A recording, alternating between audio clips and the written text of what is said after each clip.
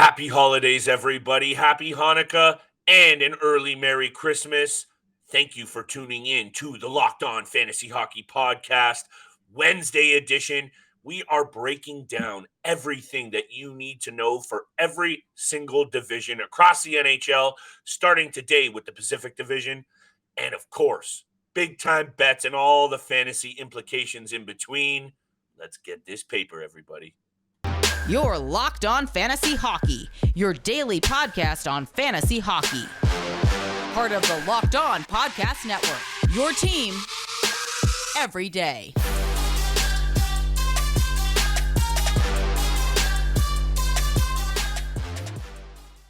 You heard the music and you know what time it is. It is time for the Locked On Fantasy Hockey Podcast, Wednesday edition. Thank you for making us your first listen every single day. Steele and I appreciate and see y'all out there. We are here Monday to Friday to feed you everything that you need to dominate your fantasy and hopefully betting circles. On today's episode, my friends, we're headed into the holidays. This is a milestone mark of the season where we need to take a look at what's going on across the NHL, fantasy and otherwise. So we are going to break down every single team by division, starting today with the Pacific. You know we're going to hit you with our big-time bets for Wednesday's board. We have a lot of spicy action on tap. Why don't we get right into it, Steele? You're having a little bit of camera issues. I don't know if that even matters because the sound quality is tight. The camera quality is coming in. People, hang with us on YouTube.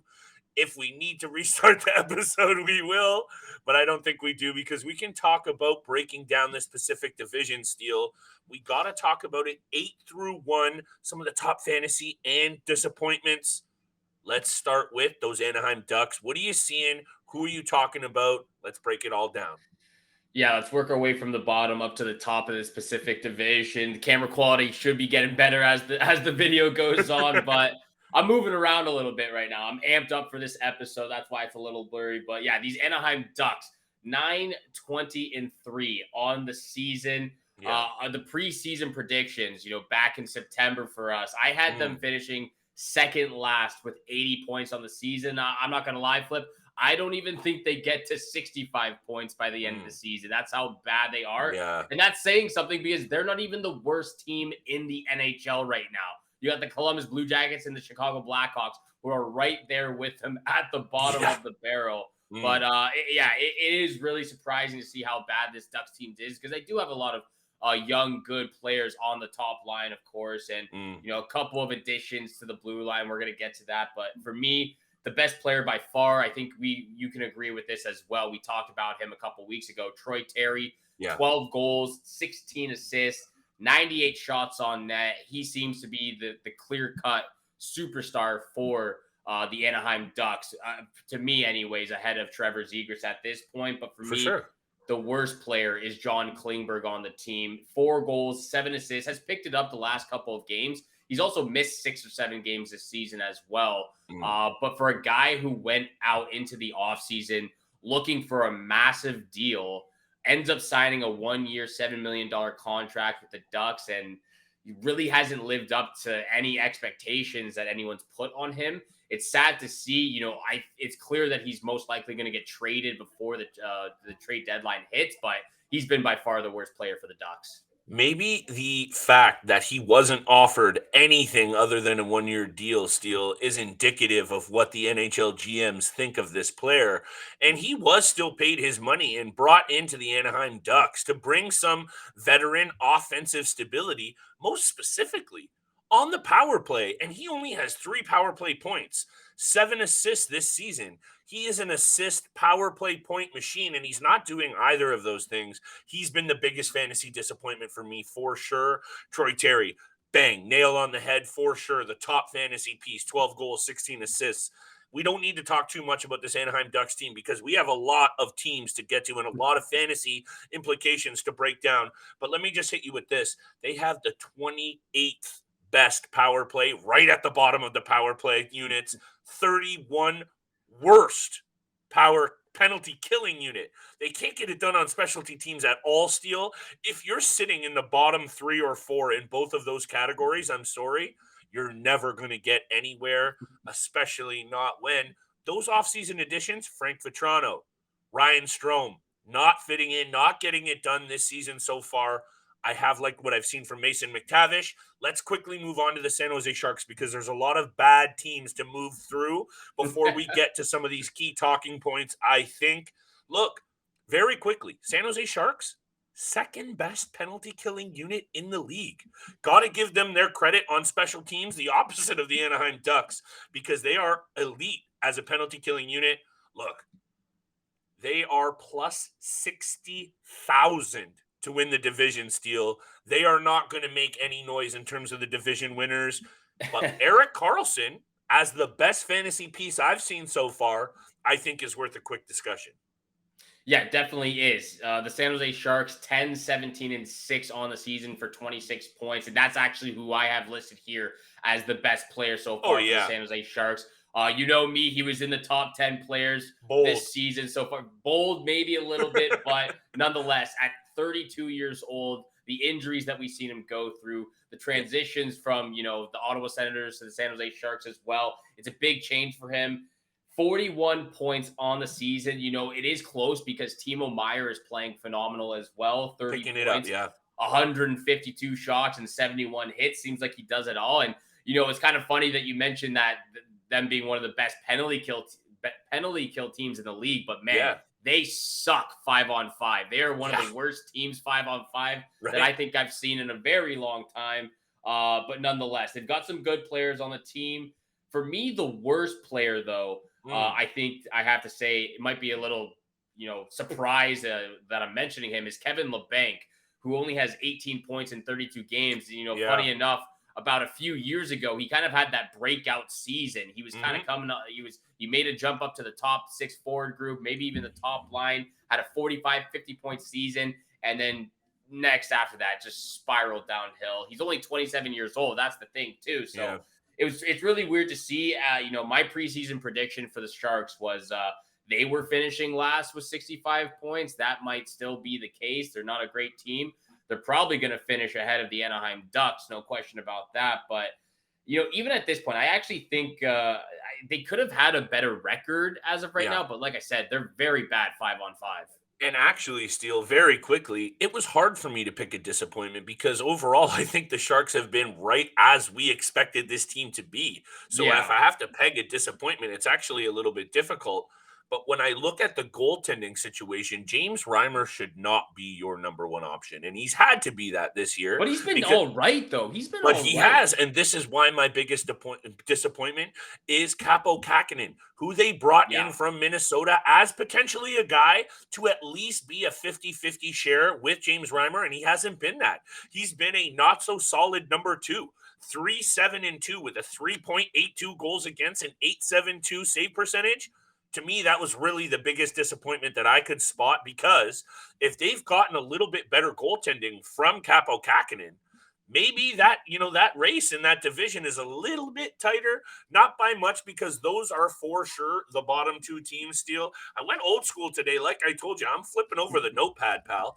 And let's talk about the number 6 spot, Vancouver Canucks. We'll keep this one very quick because I think we know what's going on with this team. They have gotten poor performances from their goaltenders so far. Yes. And if I want to reverse it and start off with the biggest disappointment, you and I can both agree it's been Thatcher Demko.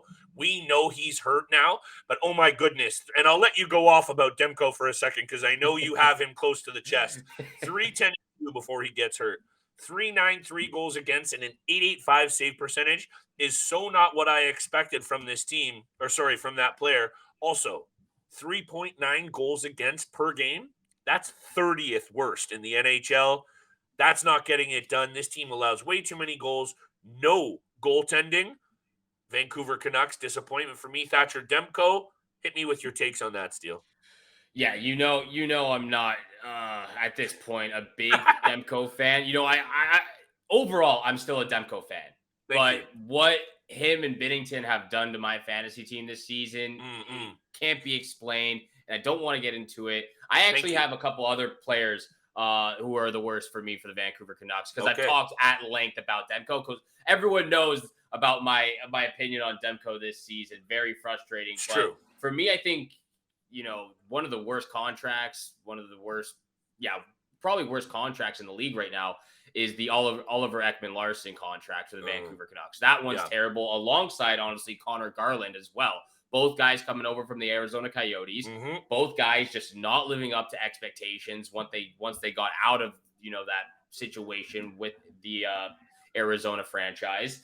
They both have 14 points on the season right now. They're not doing a lot to help the team. They're chipping in every once in a while, but it's not enough if you want to be a cup contender. And I know the Vancouver Canucks want to, because they don't want to have to go through another rebuild. They've said it already. Like, even with the Brock Besser and Bo Horvat news coming out, like, they said, like, we don't care. We're not looking for much out of the Brock Besser deal if we do end up trading him, like maybe like a late third or early fourth round pick. But they're really looking to get a lot for Bo Horvat.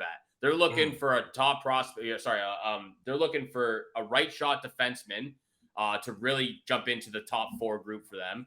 They're looking for either a couple of picks or some prospects along with that because of how great he's playing right now. It's true. That they don't want to be going through a rebuild, and it's tough when they bring over those two guys to help them at the time fill in some positions they needed help with, and they're not living up to those expectations. So, those are my worst players. Best player by far is Elias Pettersson. Shout out to you for what he's been able to do. And then, thank you. Honestly, we'll wrap this up right now. But a couple of guys that I think you're able to pick up: Kuzmenko, 26 points on the season; Mikheyev, 17 points on the season. He's having a great season with his new club as well. And then I mentioned this last week, Luke Shen, if you're looking for those peripheral stats.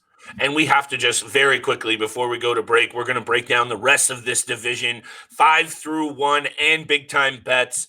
Bo Horvat, aside from his 22 goals and 9 assists steal, is winning his faceoffs at 57%. That is impressive. I know that's not a fantasy category, but I couldn't not talk about the top fantasy pieces on the Vancouver Canucks without showing love to that stat. I got to show love to our friends at betonline.net, because today's episode is brought to you by our friends at BetOnline.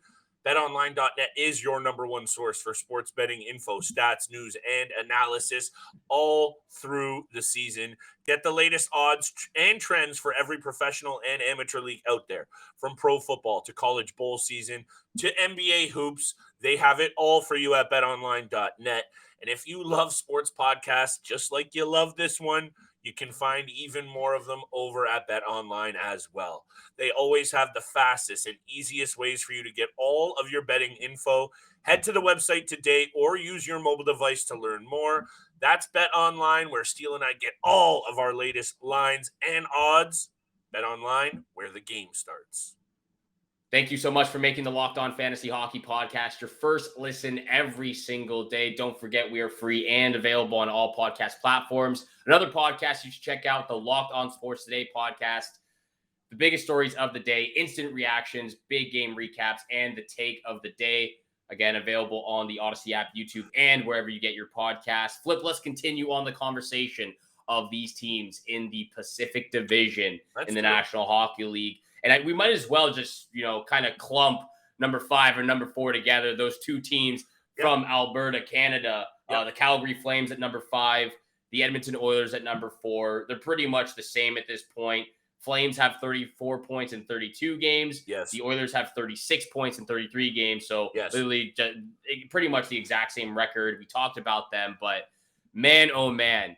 These two teams, I believe you and I had both of them at the top of our list in our preseason predictions, number 1 and 2.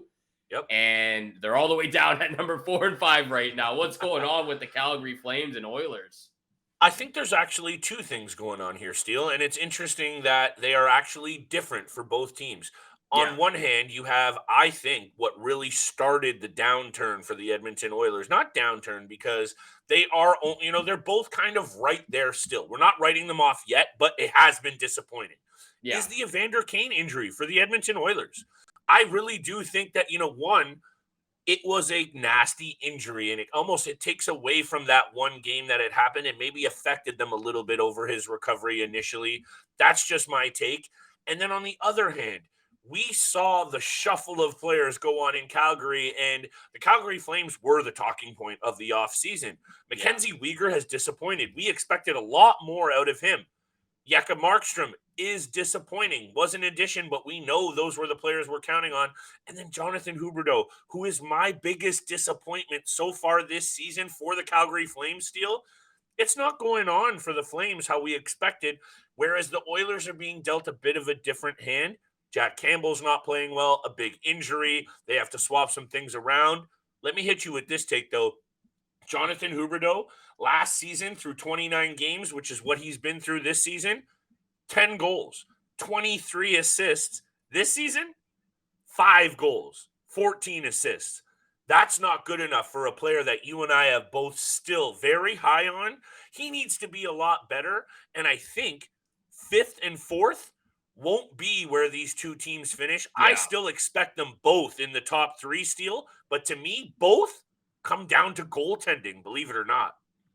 Yeah, and I think we can both agree that these two teams are both playoff teams. I'm not quite sure that both of them will be in the top 3 for the Pacific Division. Yeah, it's a bold take. I think one of them will end up in the top 3, one of them in the first wild card spot at the end of the year. Yeah, that's more likely. Probably. You hit it on the nail right there. There's a lot of guys from the Calgary Flames you could say that is the worst player this season, and for me, I went with Jakob Markstrom. When you go from being a top 3 Vezina candidate to one of the worst starting goaltenders in the league this year, 9-8-4 record and 893 save percentage, it's just not good enough. You need better from your starting goaltender. So that's my take. And then for the best player for me, I talked about him when we were talking about the defenseman. Rasmus Andersson has been the biggest highlight for me. 4 goals, 21 points, career high 50 points last year. I think he continues for some big things. It helps this team into the playoffs. And then with the Edmonton Oilers, best player is obviously Connor McDavid. The fact that he's already at 28 goals is unreal right now.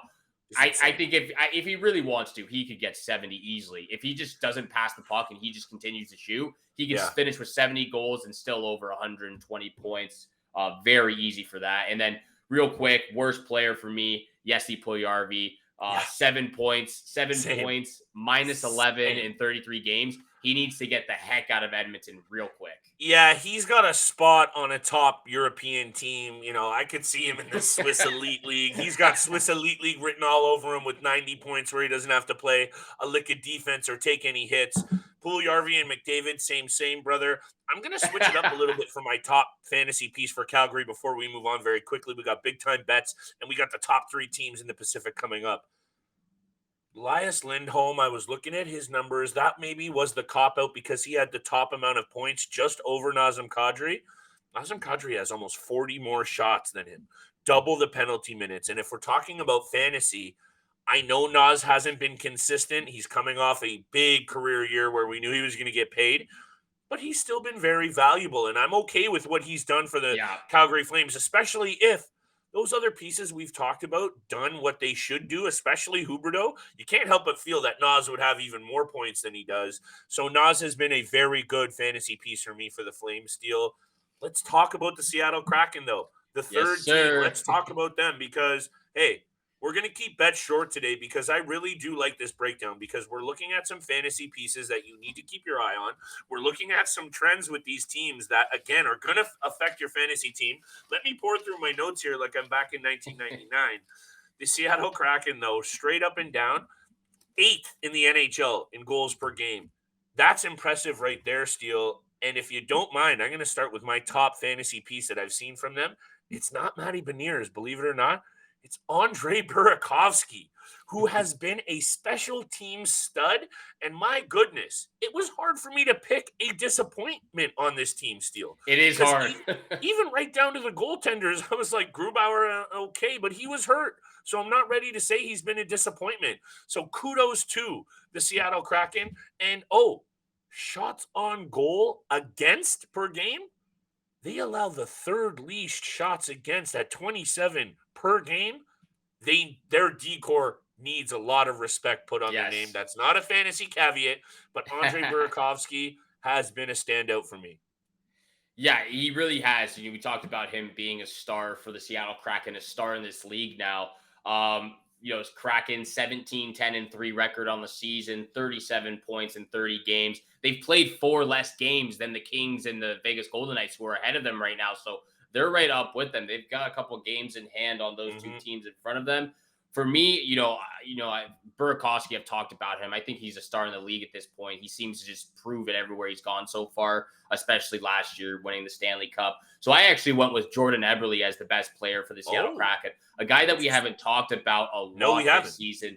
But 25 points on the season. I believe he's got 7 goals, 18 assists, something along those lines right now. Okay. Let me just double check those stats. I got you. 8 goals, 17 assists for Jordan Eberle, 25 points. He's actually only owned at 14 to 22%. So a guy who is available and seems to be, getting the ball rolling a little bit more offensively the last 3 games. 3 points in his last 3 games, I believe, for Eberle. Worst player for me, like you said. It is really hard to choose one. Did you peg a player? Because I wrote one down just because looking at the numbers. Didn't. So I pegged 2 players. But it's a little bit of a cop-out because it's really hard to choose one because I've really loved what I've seen.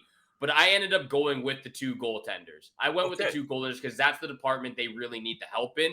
Just looking at the stats, Jones an .888 save percentage, Grubauer an .882 save percentage. Both goalies at over 3 goals against average. Well, Jones at 2.95. But nonetheless, even though the stats aren't the best, they're still finding ways to win the games, and that's what matters right now. But come playoff time or even come closer to the end of the season, they're going to need those 2 goalies to buckle down and really stand on their head. You and I need to buckle down because this episode's getting long in the tooth. But after coming off a 28-goal performance last season, Oliver Bjorkstrand with 3 goals so far this season, in the mix in that top 6 and getting a good look, 15-plus minutes a night on average, he's been disappointing also. These last 5 teams that we've discussed, this is when it gets interesting for me for laying a bet on their odds to win the division.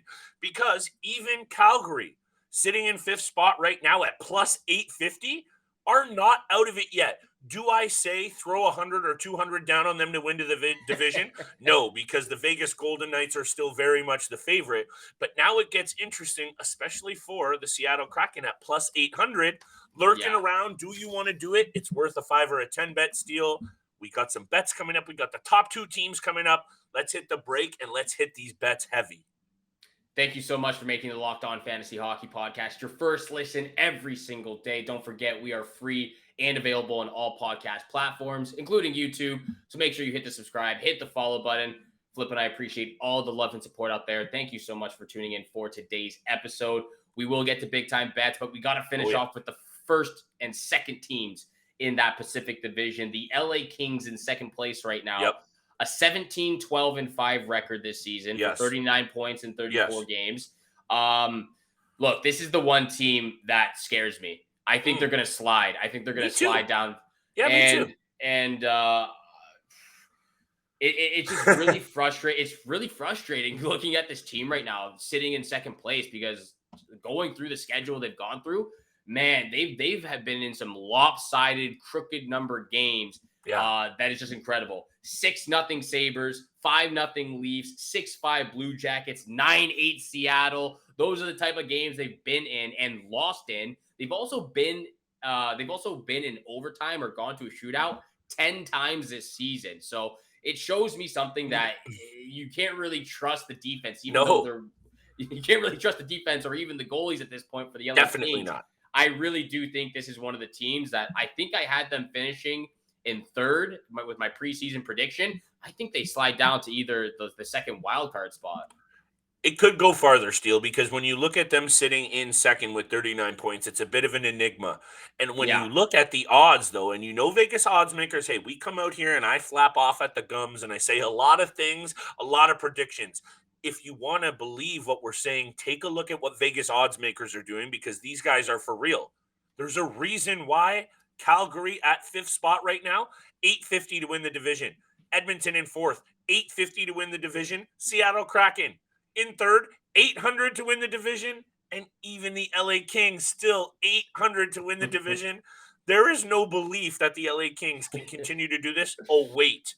They sent down a guy that they just paid $4 million a season and then a $5 million signing bonus in Cal Peterson because he couldn't get it done.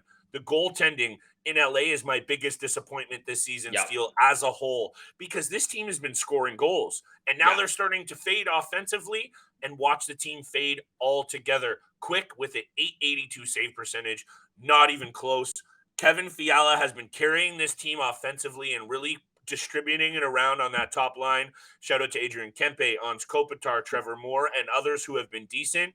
But this LA Kings team is not worth talking about. But what a team that is the Vegas Golden Knights, Steele, if you're okay, because we're getting long here. Let's go on to the Vegas Golden Knights. Hit me with your take on this team.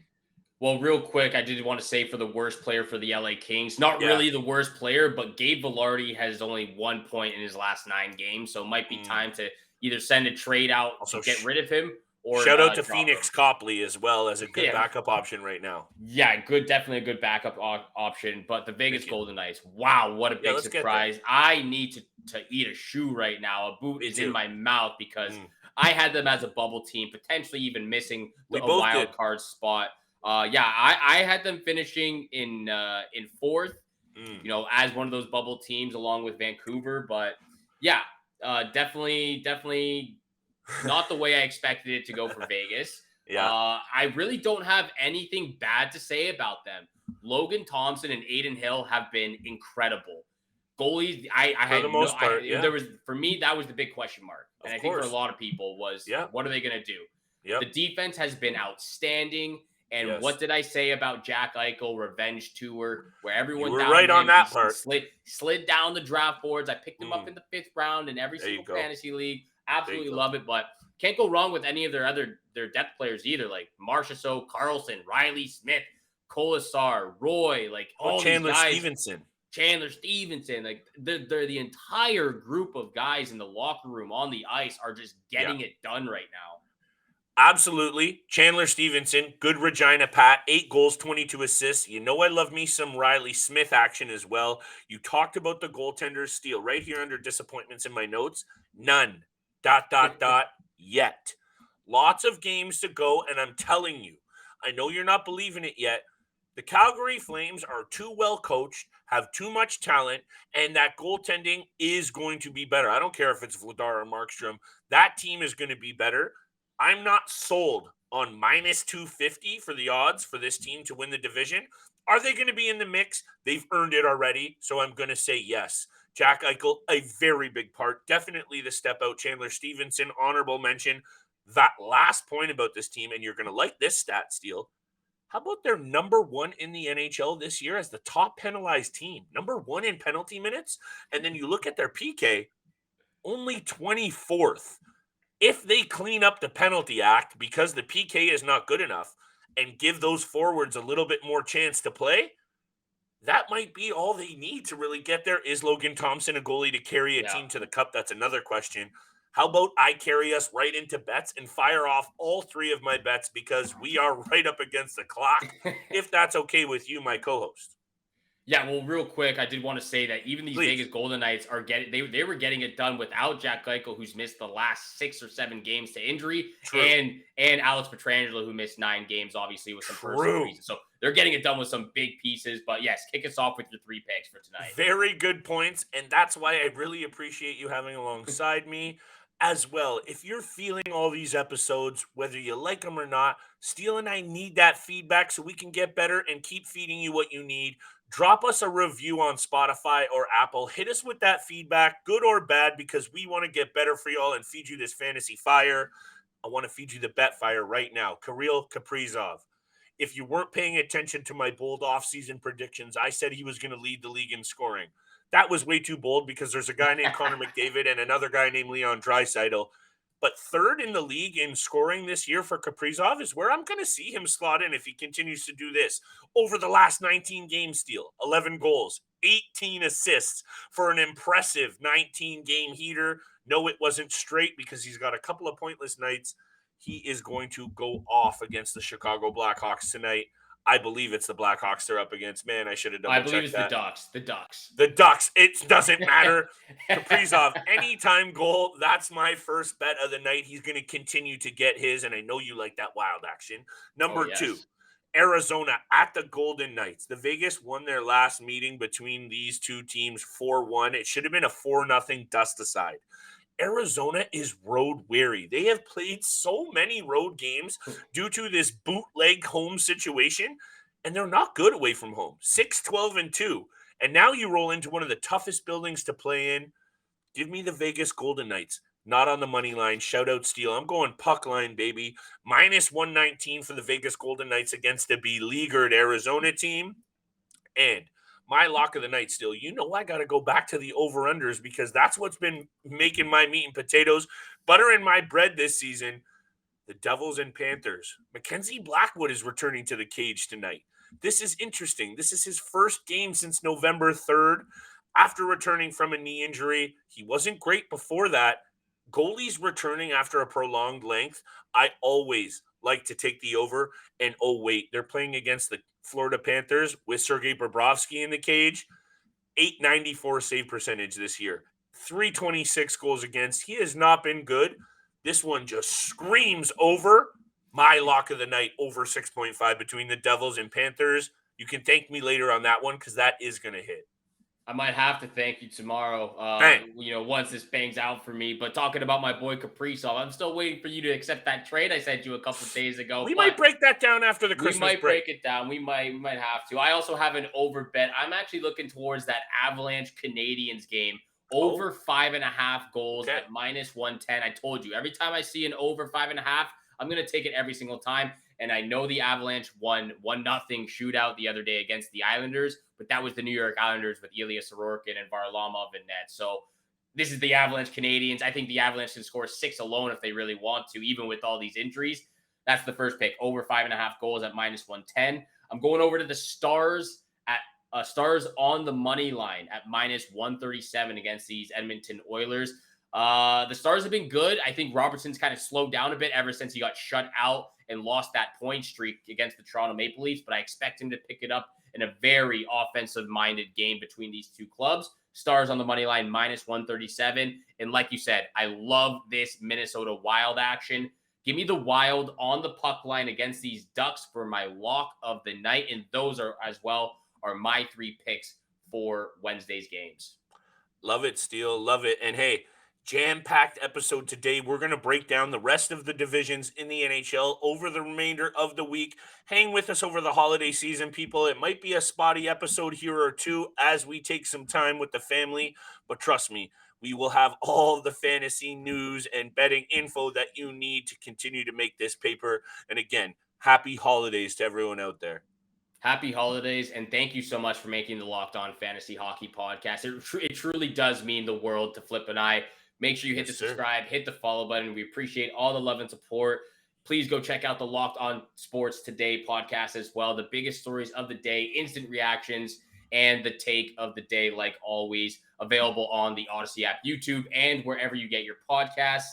Have a great day. Good luck with all your bets tonight, and we shall see you back here again tomorrow. Peace.